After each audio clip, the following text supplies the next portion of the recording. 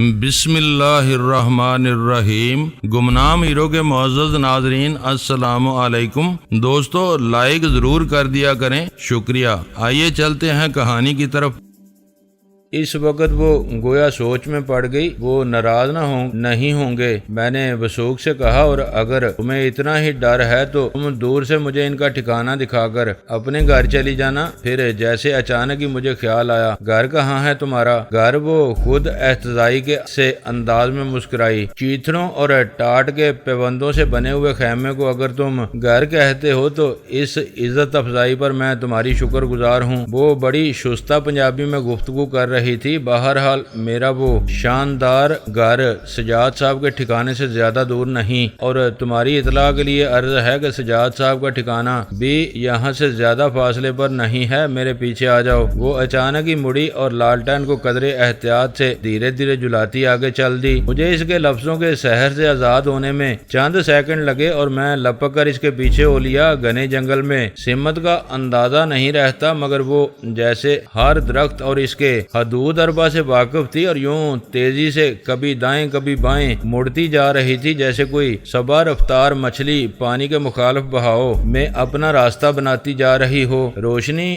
بہت مدھم تھی اور اس کا لباس بے حد بھاری بھرکم۔ اس کے باوجود اس کی چال دیکھنا اپنے آپ کو آزمائش میں ڈالنے والی بات تھی۔ میں کوشش کرنے لگا نظر جھکا کر صرف اس کے پیروں تک محدود رکھوں جو جوتوں سے محروم تھے۔ اس کے باوجود زیادہ بادنما یا بے ہنگم نہیں تھے۔ ہم زیادہ نہیں چلے، اچانک ہی جنگل سے نکل آئے۔ میں نے اپنے آپ کو چٹیل میدان میں پایا۔ بادل چھٹ چکے تھے اور نامکمل سا چاند گویا لنگڑاتا ہوا ان کی اوٹ سے نکل آیا تھا۔ بارش کا پانی زمین جذب کر چکی تھی اور اب خنک ہوا میں مٹی کی سوندھی خوشبو رچی ہوئی تھی۔ دھندلی چاندنی میں دور مجھے ایک وسیع رقبے میں عجیب و غریب سے ہیبلے بکھرے ہوئے نظر آ رہے تھے، اور لڑکی کا رخ اسی طرف تھا۔ نام کیا ہے تمہارا؟ میں نے اس کے شانہ بے شانہ ہوتے ہوئے پوچھا۔ لالی، اس نے جواب دیا اور مزید کچھ نہ بولی۔ وہ اب بے حد سنجیدہ نظر آ رہی تھی اور جیسے کسی اور ہی خیال میں الجھی ہوئی تھی، میری طرف دیکھ بھی نہیں رہی تھی۔ کچھ اور آگے پہنچے تو وہ ہیبلے قدرے صاف دکھائی دینے لگے۔ میں نے دیکھا کہ بہت وسیع رقبے پر چار دیواری کے سے انداز میں خاردار تاریں لگی ہوئی تھیں۔ اس جنگلے سے باہر قطاروں میں چھوٹے چھوٹے ٹیلوں کی طرح پتھروں کی 50 ڈیریاں لگی ہوئی تھیں۔ خاردار جنگلے میں سے کہیں تارگول کے ڈرم کھڑے تھے اور کہیں قطار میں دیو ہیکل مشینیں کھڑی تھیں۔ کرین، رولر، مکسر ٹرک، بلڈوزر، جیپیں اور نہ جانے کیا کیا الا بلا۔ کہیں لوہے کے گارڈرز ترتیب سے چنے ہوئے تھے تو کہیں سریے کے انبار لگے تھے۔ غرضی کے تعمیراتی سلسلوں میں استعمال ہونے والا نہ جانے کیا کیا سامان اور کیسی کیسی مشینری وہاں موجود تھی۔ خاردار تاروں کے اندر ہی ایک مقام پر گویا ساز و سامان کی حدود ختم ہو رہی تھی۔ اس سے آگے ترتیب سے چھوٹے بڑے اور قدرے رنگا رنگ قسم کے خیمے لگے ہوئے تھے۔ ایک گوشے میں چند ایسے کمرے بھی نظر آ رہے تھے جیسے ایک عارضی رہائش گاہ تیار کرنے کی کوشش کی گئی ہو۔ ادھر کا جائزہ لینے کے بعد میں نے لالی کی طرف دیکھتے ہوئے کہا، کچھ عجیب سا نام ہے تمہارا۔ لالی کا مطلب تو غالباً سرخی ہوتا ہے۔ میں نے آسان لفظ کے مشکل معنی ڈھونڈ لیے۔ اور اب تم کہو گے کہ مجھ میں تو سرخی کا کہیں نام و نشان بھی نہیں ہے۔ وہ اپنے چہرے پر ہاتھ پھیرتے ہوئے بولی، میں تو کالی ہوں۔ نہیں، خیر کالی تو نہیں، البتہ سانولی ہو، تم بنگالن لگتی ہو، خاص کر ان ساحر آنکھوں کی وجہ سے۔ وہیں میں نے اس کی آنکھوں کی طرف اشارہ کیا۔ چلتے چلتے ایک لمحے کے لیے رک کر اس نے عجیب سی نظروں سے میری طرف دیکھا۔ میں در حقیقت اس کی تعریف کرنا چاہتا تھا اور میں نے جو کچھ بھی محسوس کیا تھا صدقے دل سے کہہ ڈالا تھا، لیکن مجھے نہیں معلوم تھا کہ میرے الفاظ کو اس نے تعریف پر محمول کیا تھا یا تذلیل پر۔ وہ خوش تھی یا برہم، یہ بھی میں اندازہ نہیں کر سکا تھا۔ بس ایک لمحے کے لیے میری طرف گہری نظر سے دیکھ کر وہ دوبارہ چل پڑی تھی اور جھیل کی طرف پرسکون رہی تھی۔ ایک لمحے کے توقف کے بعد وہ بولی، ہم خانہ بدوشوں میں نام ایسے ہی ہوتے ہیں، کچھ عجیب و غریب سے۔ بعض اوقات تو وہ نام نہیں، شخصیت پر پر طنز معلوم ہوتے ہیں۔ ایک لڑکی ہے، اس کا نام نور جہاں ہے، مگر وہ آنکھوں کے نور سے محروم ہے۔ میں نے سنا ہے نور جہاں ہندوستان کی ملکہ تھی، ہماری برادری کہ نور جہاں بھیک مانگتی ہے۔ کم بخت نے پھر دل پر برچھی سی مار دی تھی۔ میں نے فیصلہ کیا کہ مجھے اس سے مزید گفتگو سے حتی الامکان پرہیز کرنا چاہیے، یہ میری صورت کے لیے اچھا نہیں تھا۔ اسی دوران میں نے دیکھا کہ خاردار تاروں کی حد بندی سے کافی آگے مزید بہت سے خیمے لگے ہوئے تھے، لیکن یہ صحیح معنوں میں خیمے نہیں تھے، بس پھٹے پرانے کپڑوں اور کمبلوں وغیرہ کے ٹکڑوں کو جوڑ کر کچھ ٹوڑی مڑی لکڑیوں کے ڈھانچوں پر ڈال لیا گیا تھا۔ لالی یقیناً انہی میں سے کسی میں رہتی تھی۔ خانہ بدوشوں کے اس قسم کے خیمے میں بارہا دیکھ چکا تھا۔ دفعتاً خاردار تاروں کے قریب شلوار قمیض میں ملبوس ایک لمبا تڑنگا شخص نہ جانے کس طرف سے برآمد ہوا۔ اس کے ایک ہاتھ میں رائفل تھی اور دوسرے میں ٹارچ۔ اس نے دور ہی سے ہم دونوں کے چہروں پر ٹارچ سے روشنی ڈالی۔ میری آنکھیں چندیا گئیں۔ لالی نے زیر لب اس شخص کو ایک عجیب و غریب گالی دی جس کی معنویت پر غور کرنے سے انسان کے رونگٹے کھڑے ہو سکتے تھے۔ ہم خاردار حد بندی کے قریب پہنچے تو میں نے دیکھا اس میں تاروں ہی کے جال سے تیار شدہ ایک بڑا سا دروازہ بھی تھا، جسے کھول کر وہ چوکیدار قسم کی شخصیت باہر آ گئی۔ وہ ادھیڑ عمر تھا اور گویا مقابلہ مونچھ پروری میں حصہ لینے کی تیاری کر رہا تھا۔ اس کی مونچھیں کیا تھیں؟ بس دو صحت مند گلہریوں کی دمیں تنی ہوئی تھیں۔ اس نے عجیب انداز سے ہمارا استقبال کیا، چندی چندی آنکھوں سے لالی کو گھورتے ہوئے بولا، اچھا تو یہ ہے تیرا یار جس کی خاطر تو کسی کو گھاس نہیں ڈالتی۔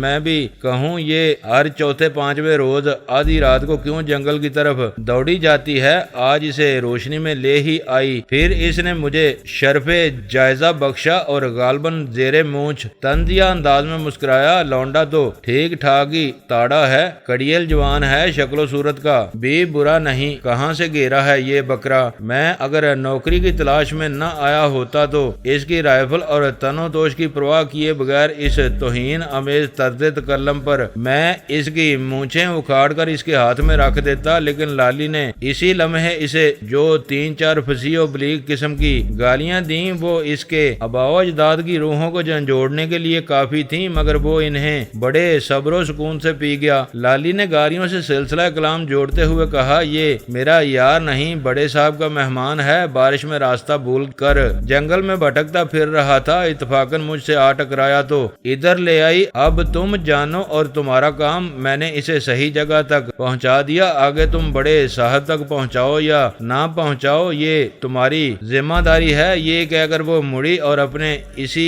بلیوں والے انداز میں گویا ہلکورے لیتی خاردار تاروں کے ساتھ ساتھ ادھر کو چل دی جدھر خانہ بدوشوں کے خیمے نظر آ رہے تھے۔ بڑے صاحب ان دو الفاظ میں گویا جادو تھا جس سے چوکیدار نہ صرف ایک جھٹکے سے انسانیت کے جامے میں آ گیا بلکہ اس نے ہڑبڑا کر دونوں ایڑیاں جوڑ کر اور رائفل سیدھی کر کے مجھے ایک زوردار سلیوٹ بھی دے مارا۔ زندگی میں یہ میرے لیے پہلا گارڈ آف آنر تھا۔ میں نے نہایت تپاک سے اس کا جواب دیا اور نہ صرف چوکیدار کی غلط کلامی کو معاف کر دیا بلکہ اس سے گرم جوشی سے مصافحہ بھی کیا جس پر اس کی جان میں جان آئی۔ میں نے اس سے درخواست کی کہ وہ فوراً مجھے سجاد صاحب کے پاس پہنچا دے تو اس نے ہچکچاتے ہوئے پوچھا، صاحب وہ ناراض تو نہیں ہوں گے؟ وہ آج رات ہی خود کار ڈرائیو کر کے لاہور سے یہاں پہنچے ہیں اور شاید ابھی سوئے ہیں۔ تھوڑی دیر پہلے تک ان کے کمرے میں بتی جل رہی تھی۔ بھائی ناراض ہوں گے تو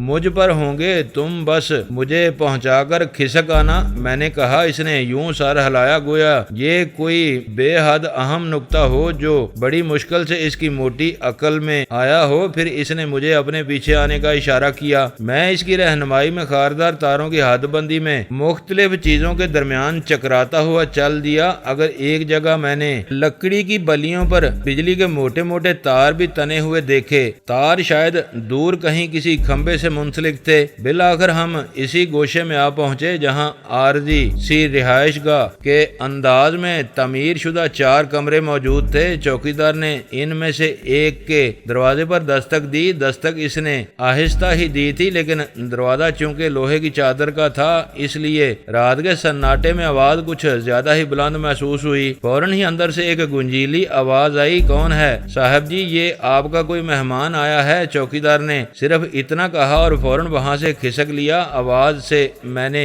اندازہ لگایا کہ سجاد صاحب ابھی سوئے نہیں تھے۔ اس احساس سے میری کچھ ڈارس بندی۔ کمرے کی چھوٹی سی سلاخ دار کھڑکی میں پردے کے عقب میں روشنی نظر آنے لگی اور اسی لمحے کمرے کی پیشانی پر لگا ہوا ایک بلب بھی روشن ہو گیا، جس سے میں روشنی میں نہا گیا۔ لوہے کا دروازہ زنگ آلود قبضوں کی گرر گرر کے ساتھ کھلا اور خوبصورت نائٹ گاؤن میں ایک پختہ العمر شخص میرے سامنے آن کھڑا ہوا اور اس کے ساتھ ہی دھیمی دھیمی مردانہ سی خوشبو کا جھونکا میرے نتنوں سے ٹکرایا۔ وہ ایک وجیح اور دراز قد شخص تھا، مجھ سے بھی کچھ نکلتا ہوا، رنگت سرخ و سفید تھی اور لمبے لمبے بال جو اس وقت بکھرے ہوئے تھے ان میں سفیدی غالب تھی۔ وہ باری برکم اور باروب تھا۔ انہی لوگوں میں سے ایک جن کا بڑھاپا بھی قابل رشک معلوم ہوتا ہے تو یہ ہیں سجاد صاحب۔ میں نے سوچا وہ بھی بغور میرا جائزہ لے رہے تھے۔ پیشانی پر شکنیں تھیں اور اندازے سے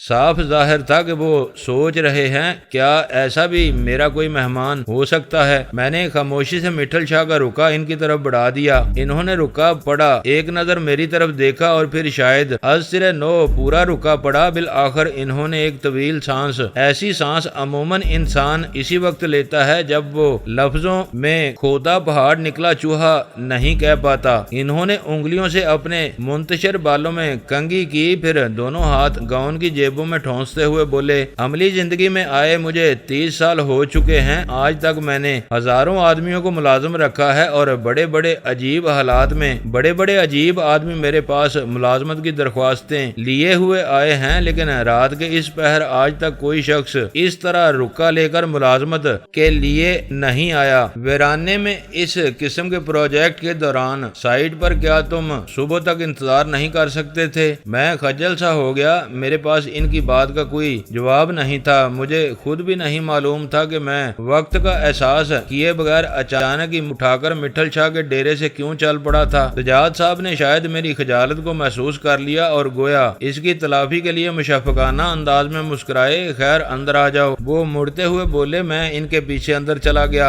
کمرے کو باہر سے دیکھ کر میں نے جو اندازہ قائم کیا تھا اندر سے وہ اس سے بہت مختلف تھا اور بے حد وسیع بھی۔ وہ ایک صاف ستھرا کباڑ خانہ معلوم ہوتا تھا۔ ایک کونے میں تپائی پر ایک بڑا سا سوٹ کیس کھلا پڑا تھا جس سے نفیس قسم کے ملبوسات جھانک رہے تھے۔ ایک طرف سٹینڈ پر کچھ ہینگر لٹکے ہوئے تھے جن میں سے دو پر سوٹ اور ٹائیاں موجود تھیں۔ دیواروں پر بڑے بڑے نقشے آویزاں تھے۔ ایک میز پر غالباً پلاسٹر آف پیرس سے بنے ہوئے کچھ ماڈلز بھی رکھے تھے۔ ایک گوشے میں موٹے سے میٹرس والا بیڈ لگا ہوا تھا جس پر ولایتی کمبل یوں سمٹا ہوا تھا جیسے کوئی چیتا گول مول سا ہو کر گھات لگائے بیٹھا ہو۔ کمرے میں سب سے زیادہ بڑی چیز ایک میز تھی جس پر ایک ٹیبل لیمپ روشن تھا اور دنیا بھر کے کاغذات، فائلیں، رجسٹر، کتابیں، نقشے، اسٹیشنری اور نہ جانے کیا کیا الابلا قسم کی چیزوں کا انبار تھا۔ ایک کھلی فائل پر موٹے سے فریم کی نظر کی اینک بھی پڑی تھی۔ کمرے میں لوہے کے فریم کی کئی کرسیاں بھی موجود تھیں۔ سجاد صاحب نے میز سے ایک ڈبہ اٹھا کر ایک سگار نکال کر سنہرے لائٹر سے سلگایا اور اپنے بیڈ پر جا بیٹھے۔ مجھے انہوں نے قریب ہی ایک کرسی پر بیٹھنے کا اشارہ کیا۔ کپڑے کا تھیلا میرے ہاتھ میں ہی تھا۔ سجاد صاحب نے اس کی طرف اشارہ کرتے ہوئے کہا، یہ اپنا دیہاتیوں والا ٹریڈ مارک تو کہیں رکھ دو یا اس میں کوئی بہت ہی قیمتی چیز ہے؟ میں نے قدرے کھسیانہ ہو کر تھیلا ایک کرسی پر رکھ دیا۔ سجاد صاحب گویا میری حالت سے محظوظ ہو رہے تھے اور جان بوجھ کر ایسے جملے بول رہے تھے۔ انسی ان کے ہونٹوں کے گوشوں سے چھلکی پڑ رہی تھی۔ ان کے منہ سے احتجاجیہ فکرے بھی برے محسوس نہیں ہوتے تھے۔ وہ کافی خوش مزاج آدمی معلوم ہوتے تھے۔ کوئی احتجاجیہ بات کرتے تھے تو جل بون کر نہیں کرتے تھے۔ انہوں نے سگار کا کش لے کر اس انداز سے کہا گویا ہمارے درمیان کافی دیر سے گفتگو جاری تھی۔ وہ بدماش بھی ابھی تک جیل نہیں پہنچا۔ میں تو ہر ملاقات پر اس کے بارے میں یہی پیشن گوئی کرتا ہوں کہ ایک نہ ایک روز وہ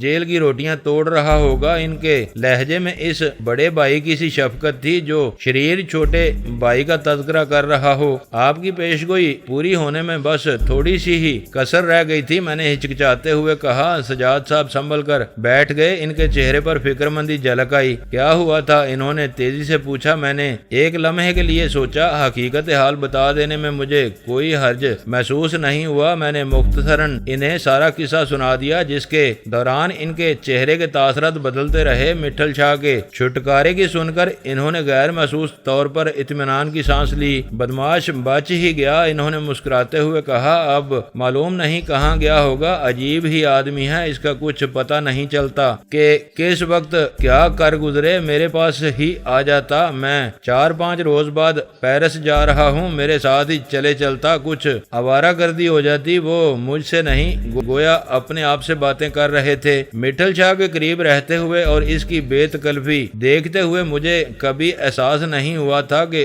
وہ کوئی خاص آدمی تھا۔ اس کے باصلاحیت ہونے میں مجھے کوئی شک نہیں تھا، اور مجھے یہ بھی معلوم تھا کہ خاصے بڑے علاقے میں اس کے نام کا چرچا تھا، لیکن میرے خیال میں بس وہ پسماندہ علاقے میں لوگوں کو بیوقوف بنانے اور ان کے اعتقاد سے کھیلنے والا ایک شاطر آدمی تھا، جس نے اس دھندے میں اور کچھ زمینوں سے کافی دولت کمائی تھی۔ لیکن مجھے یہ احساس کبھی نہیں ہوا تھا کہ پڑھے لکھے معزز اور دولت مند لوگوں کے حلقوں میں بھی اس کی بے تکلفانہ آشنائی اور دوستیاں ہوں گی، کیونکہ میں نے اپنے مختصر سے دور ملازمت میں اس کے پاس کبھی کسی ڈھنگ کے آدمی کو آتے نہیں دیکھا تھا۔ میں ان سے پوچھنا چاہتا تھا کہ وہ کب، کہاں اور کیوں کے مٹھل شاہ کے دوست بنے، لیکن پھر میں نے فیصلہ کیا کہ اس قسم کے سوالات کو کسی اور موقع کے لیے اٹھائے رکھنا چاہیے۔ سجاد صاحب جیسے اپنے خیالوں سے چونکتے ہوئے بولے، ویسے تم ہو خوش قسمت، ایسے موقع پر پہنچے ہو جو کئی پہلوؤں سے تمہارے لیے مناسب ترین تھا۔ سب سے پہلی بات تو یہ کہ میں سائٹ پر موجود ہوں اور آج ہی پہنچا ہوں، ورنہ میں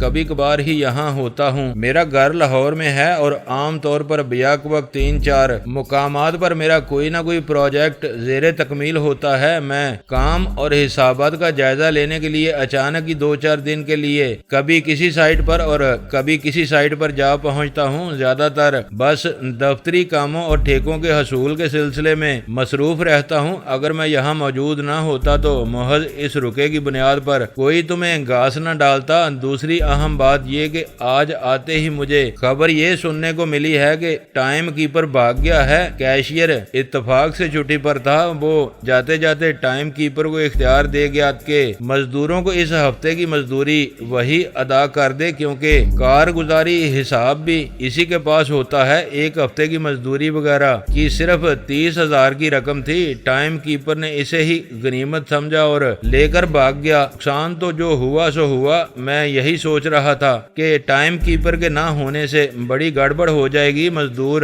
جاہل اور حرام خوری پر اتر آتے ہیں۔ وہ بہت روانی سے بات کرتے تھے۔ میں ان کے الفاظ کے بہاؤ میں تھا کہ اچانک انہوں نے پوچھ لیا، تم کتنا پڑھے ہوئے ہو ایف اے؟ میں نے سنبھل کر کہا، اوہ تم تو خاصا پڑھے ہوئے ہو بھائی۔ وہ مسکرائے، میرا کام تو پرائمری پاس سے بھی چل جاتا، خیر اچھا ہی ہے، ہمارے لیے ترقی کے مواقع موجود رہیں گے، بس تو سمجھ لو کہ ابھی اور اسی وقت سے اس پروجیکٹ پر میری کمپنی کے تم ٹائم کیپر ہوگے۔ تنخواہ تمہاری 700 روپیہ مہینہ ہوگی۔ رہائش کے لیے تمہیں یہیں کہیں ایک عدد خیمہ مہیا کر دیا جائے گا۔ کھانا اور دیگر اخراجات تمہارے اپنے ہوں گے۔ یہاں ہماری کمپنی کے پڑاؤ کی وجہ سے قریب ہی کھوکھو میں تقریباً ہر چیز، چھوٹی چھوٹی دکانیں کھلی ہوئی ہیں، ضرورت کی ہر چیز تمہیں مل جایا کرے گی۔ اس ویرانے میں یہ ایک چھوٹی سی دنیا آباد ہے۔ اگر تمہارا دل لگ گیا اور تم نے دیانتداری سے کام کیا تو سال کے لیے تو تمہاری نوکری پکی ہے۔ 2 سال بعد میرا ٹھیکہ ختم ہو رہا ہے، کام مکمل ہو جائے گا۔ بہرحال اس کے بعد بھی اگر تمہاری مرضی ہوئی تو میں تمہیں اپنے کسی دوسرے پروجیکٹ پر بھیج دوں گا۔ ٹھیک ہے، تمہیں منظور ہے؟ مجھے کیا اعتراض ہو سکتا ہے، میں نے کہا۔ سجاد صاحب، بجائے اس کے کہ تم اور سائٹ انجینئر صبح اٹھ کر ایک دوسرے سے مغز ماری کرو، میں تمہیں تمہارا کام بھی ابھی خود ہی سمجھا دیتا ہوں۔ وہ اٹھے اور بڑی میز پر بکھرے ہوئے انباروں سے ڈھونڈ ڈانڈ کر انہوں نے زرد رنگ کا ایک کارڈ نکالا جس پر کھانے بنے ہوئے تھے۔ میدان میں تمہاری میز لگی ہوا کرے گی اور صبح 8 بجے تمام مزدور تمہارے سامنے قطار میں کھڑے ہوا کریں گے۔ کے سجاد صاحب کارڈ میرے سامنے رکھتے ہوئے بولے، ہر ایک کے پاس ایسا کارڈ ہوگا جس پر اس کا نام وغیرہ درج ہوگا، ہر تاریخ کے خانے میں اس کے کام کے اوقات اس طرح درج کیے جائیں گے۔ انہوں نے قلم لے کر مجھے سمجھانا شروع کیا اور پھر کہا، اس کارڈ کو دیکھ کر ہی کیشیئر ہر مزدور کو ادائیگی کرے گا۔ پھر انہوں نے مجھے وہ تمام ضروری باتیں بتائیں جن کا مجھے خیال رکھنا تھا۔ وہ یقیناً ایک کامیاب ایڈمنسٹریٹر تھے۔ میں ان کی کمپنی میں ایک معمولی کارندہ بننے والا تھا، مگر وہ اس انہماک سے مجھے میرا کام سمجھا رہے تھے گویا ان کی کمپنی کا سارا دارمدار ہی مجھ پر ہو۔ آدھے گھنٹے میں سب کچھ سمجھ گیا، بلکہ مجھے محسوس ہونے لگا کہ میں کافی عرصے سے سجاد اینڈ کمپنی میں ٹائم کیپر چلا آ رہا ہوں۔ جب سجاد صاحب کو اطمینان ہو گیا کہ میں کام سمجھ چکا ہوں تو بولے، اب اس وقت میرا خیال ہے کسی اور کو جگانا تو مناسب نہیں، تم ایسا کرو کہ میرے بیڈ کے نیچے ایک گدا اور کمبل لپٹا ہوا پڑا ہے، وہ نکالو اور فرش پر بچھا کر فی الحال سو جاؤ۔ صبح میں تمہاری رہائش کا انتظام کرا دوں گا۔ خیال رہے کہ صبح تمہیں ڈیوٹی سنبھالنی ہے۔ منہ اندھیرے اٹھ جانا تاکہ آرام سے تیار ہو سکو اور گھوم پھر کر تمام ضروری چیزیں اور یہاں کا ماحول دیکھ سکو۔ میں بھی منہ اندھیرے ہی اٹھتا ہوں، اگر میں تمہیں جگاؤں تو برا مت منانا۔ کیسی باتیں کر رہے ہیں آپ؟ میں ان کی انکساری سے شرمندہ ہوتے ہوئے بولا، اگر آپ حکم دیں تو میں سوئے بغیر بھی گزارا کر سکتا ہوں۔ میں اب اپنے ملازموں کو اتنا بھی مستعد دیکھنا نہیں چاہتا۔ انہوں نے مسکراتے ہوئے کہا اور پھر کمبل لپیٹ کر کروٹ لیتے ہوئے بولے، سونے سے پہلے ٹیبل لیمپ بجھا دینا۔ میں نے ان کے بیڈ کے نیچے سے کمبل اور گدا نکال کر ایک گوشے سے کچھ چیزیں ہٹا کر بچھایا اور لیمپ بجھا کر سونے کے لیے لیٹ گیا۔ سونے سے پہلے میں نے خدا کا شکر ادا کیا کہ مجھے اس دوسری نوکری میں بھی باس غیر روایتی ملا تھا۔ میری طبیعت میں سرکشی تھی اور میں محسوس کرتا تھا کہ میں روایتی قسم کے باس جس کے مزاج میں حاکمیت اور نخرے بازی کا غلبہ ہو کے ہاں نوکری نہیں کر سکتا۔ میری خواہش تھی صبح منہ اندھیرے میں خود ہی اٹھتا، لیکن مجھے سجاد صاحب نے ہی جگایا۔ ایک نوکر ان کی خدمت میں آن موجود ہوا تھا، اسی نے مجھے باتھ روم وغیرہ دکھایا۔ اسٹاف کے خاص آدمیوں کے لیے وہاں flash system, bath room, kitchen,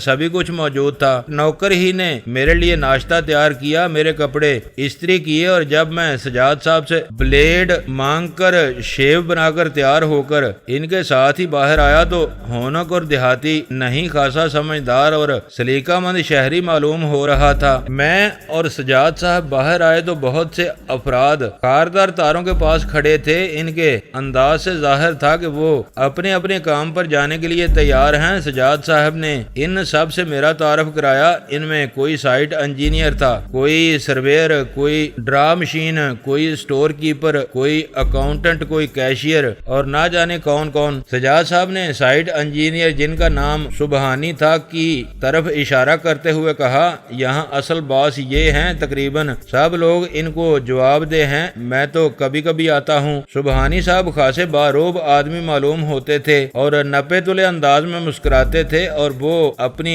بغل میں دبے ہوئے کاغذات کا پلندہ درست کرتے ہوئے بولے، ویسے سجاد ہی غیر متوقع طور پر غائب ہو جائے، دوسرا اسی لمحے آن موجود ہوتا ہے۔ آپ کو نہ کہیں اشتہار دینا پڑتا ہے، نہ کہیں کارکن تلاش کرنا پڑتا ہے اور حتیٰ کہ کسی سے ذکر بھی کرنا نہیں پڑتا، یہ سب اوپر والے کا کام ہے۔ سجاد صاحب نے انگلی آسمان کی طرف اٹھاتے ہوئے کہا، شاید اس کی وجہ یہ ہے کہ میں خود کبھی کسی کو نہیں نکالتا، جانے والا عموماً خود ہی جاتا ہے اور اکثر مجھے کوئی نہ کوئی نقصان پہنچا کر جاتا ہے، لیکن میں پھر بھی اس کے خلاف کوئی کارروائی نہیں کرتا، اس لیے اللہ تعالیٰ خود ہی میرے مفادات کا خیال رکھتا ہے۔ پریشانی چھوٹی ہو یا بڑی، میں اسے بخیر و عافیت نکل ہی آتا ہوں۔ اس کے بعد سجاد صاحب نے ایک شخص کو میری رہائش وغیرہ کے بارے میں کچھ ہدایت دیں اور خود دیگر لوگوں کے ساتھ اصل سائٹ پر روانہ ہو گئے۔ وہ شخص جس کا نام محمد نواز تھا مجھے اپنے ساتھ میدان میں لگے ہوئے ایک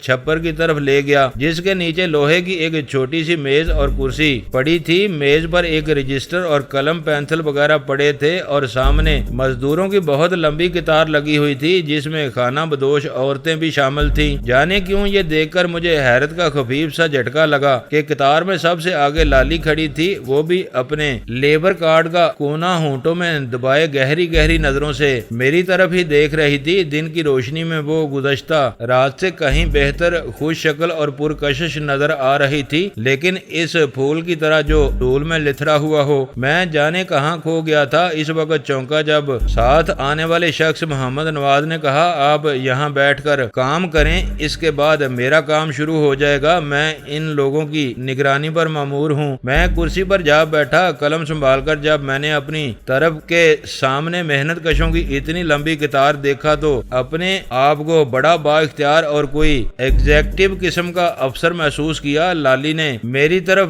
بڑھایا اور دھیمے سے لہجے میں کہا، تو تم ہو ہمارے نئے ٹائم کیپر، تم تو خود ٹائم پر نہیں آئے، ہمارا ٹائم کیا صحیح لکھو گے، پہلا دن تھا نا۔ میں نے معذرت خواہانہ سے لہجے میں کہا، گویا مجھے کسی افسر نے جھاڑ پلائی ہو۔ تم یہاں کیا کرتی ہو؟ میں یہاں پتھر توڑتی ہوں، اس نے ہلکی سی مسکراہٹ کے ساتھ جواب دیا، اور ساتھ ہی ان لوگوں کی کھوپڑیاں جو مجھے اکیلی بکیلی پا کر چھیڑنے کی کوشش کرتے ہیں۔ دفعتاً اس کے عقب سے کوئی شخص جلائے ہوئے لہجے میں بولا، ارے اب ہٹ بھی، جو بھی ٹائم کیپر آتا ہے اس سے لمبی لمبی باتیں شروع کر دیتی ہے۔ لالی نے مڑ کر قہر آلود سی نظر سے اس شخص کی طرف دیکھا اور دانت پیس کر بولی، صبح ہی صبح میں تیرے منہ نہیں لگنا چاہتی، سارا دن خراب گزرے گا۔ میں نے اس کے کارڈ پر وقت کا اندراج اور دستخط کر دیے اور وہ اس میدان کی طرف چل دی جہاں بڑے بڑے پہاڑی پتھروں کے انبار تھے۔ قریبی پہاڑیوں سے یہ پتھر توڑ کر یہاں لائے جاتے تھے اور مزدور انہیں توڑتے تھے۔ ڈیریاں لگتی رہتی تھیں اور بعد میں ٹرک انہیں قریب ہی سائٹ پر پہنچاتے تھے۔ میں کام سے جلد ہی فارغ ہو گیا، تھوڑا سا پیپر ورک بھی میرے ذمہ تھا، اسے مکمل کرنے کے بعد میں ہاتھ پر ہاتھ دھر کر بیٹھ گیا، لیکن زیادہ دیر بیٹھنا میرے بس کی بات نہیں تھی، میرے ہاتھ پاؤں کھینچنے لگتے تھے۔ چنانچہ میں ذرا ماحول کا جائزہ لینے کے لیے اٹھ کھڑا ہوا۔ سجاد صاحب نے ٹھیک ہی کہا تھا، یہاں واقعی ایک چھوٹی سی دنیا آباد تھی، کہیں مزدور پتھر توڑ رہے تھے، کہیں ٹرکوں پر لدائی ہو رہی تھی اور کہیں اتروائی انسان اور مشینیں ایک جگہ سے دوسری جگہ آ جا رہی تھیں۔ ایک طرف قطار میں کچھ کھوکھے تھے جن میں سب ہی موجود تھے، کسی اونچی جگہ کھڑے ہو کر اصل سائٹ کو بھی دیکھا جا سکتا تھا جہاں نہر کا رخ موڑ کر پل کی بنیاد تھی جس کا کافی کام مکمل ہو چکا تھا۔ دور ایک طرف ایک کچے راستے پر ایک بس دھول اڑاتی جا رہی تھی، اس کی چھت پر بھی لوگ بیٹھے ہوئے تھے اور بس کسی بدمست ہاتھی کی طرح جوم رہی تھی۔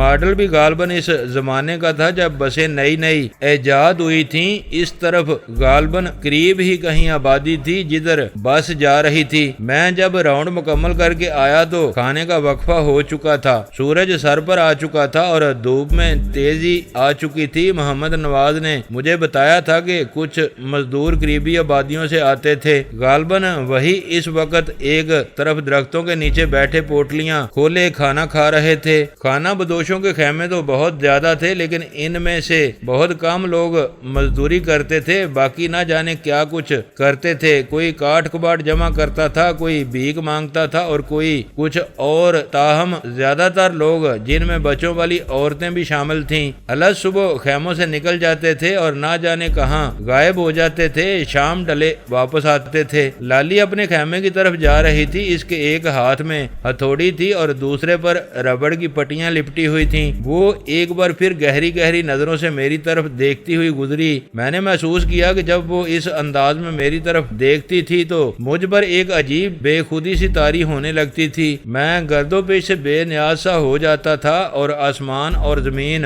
کے درمیان کہیں ہلکورے لینے لگتا تھا۔ ایک عجیب سا جادو تھا اس کی آنکھوں میں۔ کھانا کھانے جا رہی ہو؟ غیر ارادی طور پر میں نے پوچھ لیا۔ ظاہر ہے وہ تیکھے سے لہجے میں بولی، رسیلے ہونٹوں کے گوشوں سے ہنسی چھلکی پڑ رہی تھی۔ ہمارے خیمے میں انسان کھانا کھانے جا سکتا ہے یا پھر سونے، اور تو وہاں کوئی ایسی تفریح ہے نہیں جس کے لیے کوئی دوڑا جائے۔ پھر ایک لمحے کے توقف سے وہ قدرے شوخ لہجے میں بولی، چاہو تو تم بھی چل سکتے ہو کھانے کے لیے، ہم لوگ پردیسیوں کو ایک آدھا وقت کا کھانا کھلانے میں کوئی حرج نہیں سمجھتے۔ میں نے درز دیدہ سی نظروں سے ادھر ادھر دیکھا۔ بہت دور درختوں کے نیچے بیٹھے ہوئے مزدوروں کی گردنیں ہماری طرف مڑی ہوئی تھیں، لیکن جیسے ہی میں نے ان کی طرف دیکھا وہ جلدی سے سر جھکا کر کھانے میں منہمک ہو گئے۔ میری میز کے قریب محمد نواز کھڑا تھا اور اس کے انداز سے ظاہر تھا کہ وہ مجھ سے کوئی بات کرنا چاہتا ہے، لیکن میں اس وقت جس سے باتیں کر رہا تھا اس کی آواز میری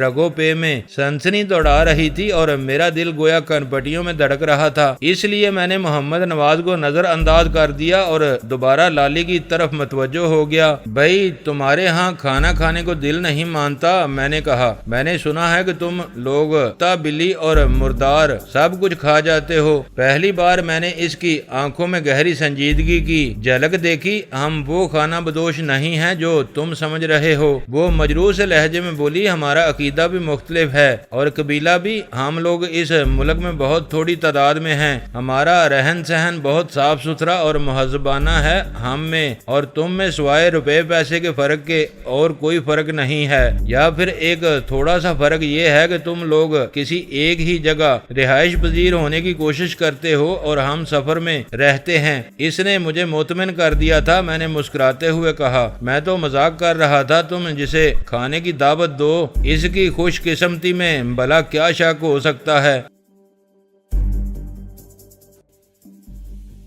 دوستو ویڈیو کو لائک ضرور کر دیا کریں۔ ISI پاک آرمی زندہ باد، پاکستان پائندہ باد۔ معزز ناظرین اپنا خیال رکھیے گا اور اپنے اس چینل کا بھی شکریہ۔